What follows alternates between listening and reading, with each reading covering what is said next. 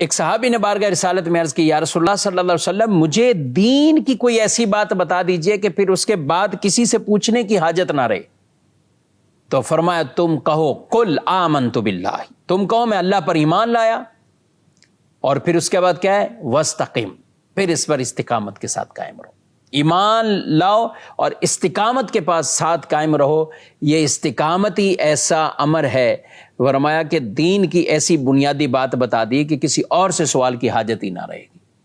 تو ناظرین کرام، ہر وہ عمل اپنانا چاہیے جس سے آدمی کو دین کے معاملات میں استقامت ملے، اور ہر اس عمل سے بچنا چاہیے جس سے آدمی استقامت کے جو برعکس معاملات ہوتے ہیں کہ جو خدا نخواستہ اس کے ایمان کو ضائع کرنے والے وہ سبب بن جاتے ہیں۔ علماء کرام نے لکھا ہے ان میں سے علم دین حاصل کرنا، علم ہوگا استقامت بھی ملے گی، کثرت سے مسجد میں حاضر ہونا، زبان کی حفاظت کرنا، کفر اور گناہوں سے بچنا،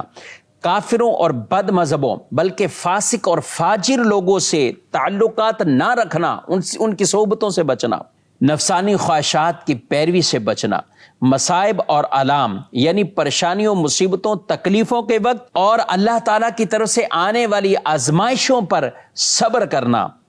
اگر ارشاد فرمایا اللہ کی رحمت سے مایوس نہ ہونا، لمبی لمبی امیدیں نہ رکھنا، اور دنیا میں زہد قناعت اختیار کرنا، یہ وہ چیزیں ہیں جن چیزوں کو ترک کرنے کا کہا گیا۔ اگر آپ اس پر عمل کریں گے تو انشاءاللہ ایمان پر بھی اور عمل پر استقامت ملے گی۔ اور بعض ایسی چیزیں جو رکاوٹ بن جاتی ہے اس استقامت میں، اس میں علماء نے لکھا علم دین سے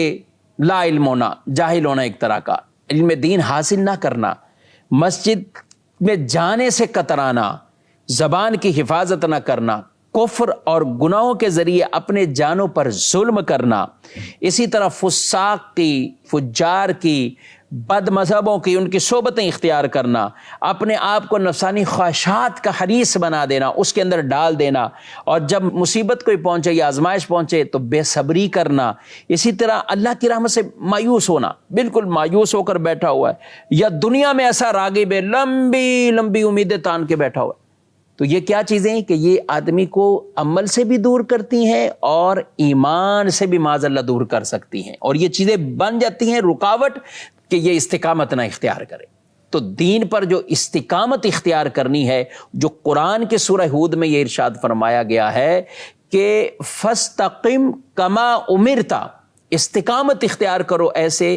جیسے تمہیں حکم دیا گیا ہے، جیسے تمہیں حکم دیا گیا ہے۔ اور ایسے خوش نصیب جب مستقیم یعنی استقامت والے ہوتے ہیں تو پھر ان کے وقت انتقال انہیں یہ خوشخبری ملتی ہے، ان الذین قالوا ربنا اللہ ثم استقاموا تتنزل علیہم الملائکہ، وہ لوگ جنہوں نے کہا اللہ ہمارا رب ہے اور پھر اس پر استقامت اختیار کی تو ان پر فرشتے نازل ہوتے ہیں جو انہیں کہتے ہیں تمہیں کوئی غم نہیں، تمہیں کوئی خوف، نہ ڈرو نہ غم کرو، اور تمہارے لیے وہ سب کچھ ہے جو اللہ نے تمہارے لیے جنت کا انعام تیار کیا ہے، جس کا وعدہ ہے تم سے۔ تو ناظرین کرام، یہ جتنے اعمال بیان کیے گئے ہیں کہ جن پر عمل کرنے کی وجہ سے استقامت میں مدد ملتی ہے، اور جن سے بچنا ہے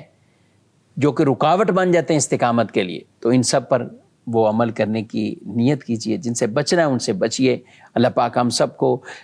دین محمدی صلی اللہ علیہ وسلم پر استقامت عطا فرمائے، نبی پاک صلی اللہ علیہ وسلم کی غلامی پر استقامت عطا فرمائے، اور حضور صلی اللہ علیہ وآلہ وسلم کی غلامی میں ہی ہمیں جینا مرنا نصیب فرمائے، ہماری نسلوں کو بھی یہ سعادتیں عطا فرمائے، اور ہر طرح کے کفر اور شرک اور بد مذہبیت سے اللہ پاک ہم سب کو ہمیشہ محفوظ فرمائے، بے ادبی سے بھی محفوظ فرمائے، آمین، بجاہ النبی الامین صلی اللہ علیہ وآلہ وسلم۔